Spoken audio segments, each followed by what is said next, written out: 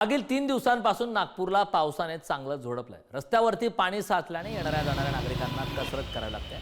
Nagpur railway स्थानक परिसरात मोठ्या प्रमाणात पाणी साचल्यामुळे येणाऱ्या जाणाऱ्या नागरिकांना प्रचंड मनस्ताप सहन करावा लागतो। नागपूर महानगरपालिका प्रशासनाकडून ज्या ठिकाणी पाणी साचलंय अशा ठिकाणी पाणी काढण्याचं काम सध्या युद्ध पातळीवर सुरू आहे। वाट काढत नागरिकांना कसरत करावी लागत आहे। नागपूरला पावसानं झोडपून काढले आणि त्यानंतर रस्त्यावरती आपण हे दृश्य पाहतोय।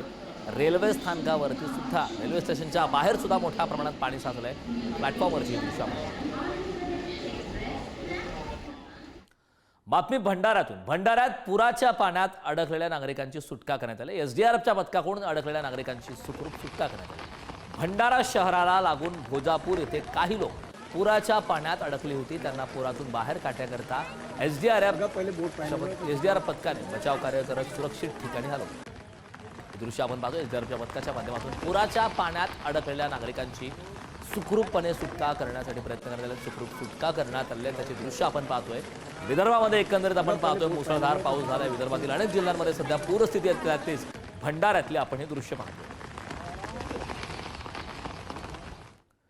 आज सकाळपासून राळेगाव तालुक्यात जोरदार पाऊस सुरू आहे। नदी नाले दुथडी भरून वाहत आहेत। त्यामुळे कोसारा जवळून वाहत असलेल्या वर्धा नदीला पूर आला। नदीच्या पुराचं पाणी पुलावरून गेले त्यामुळे वरोरा मार्ग बंद झाल्याने वाहतूक ठप्प झाली। नदीकाठच्या शेतात मोठ्या प्रमाणात पाणी साचल्याने शेतीला तलावात झाले। दृश्य पाहतो यवतमाळमध्ये दृश्य आहे। त्या ठिकाणी तलावाचं स्वरूप आलं आहे। कोसारा जवळून वाहणाऱ्या वर्धा नदीला मोठा पूर आलाय आणि पुराचं पाणी हे पुलावर गेले। वरोरा मार्ग हे पूर्णपणे बंद करण्यात आला आहे। मुसळधार पावसानंतर यवतमाळमध्ये दृश्य आपण पाहतो।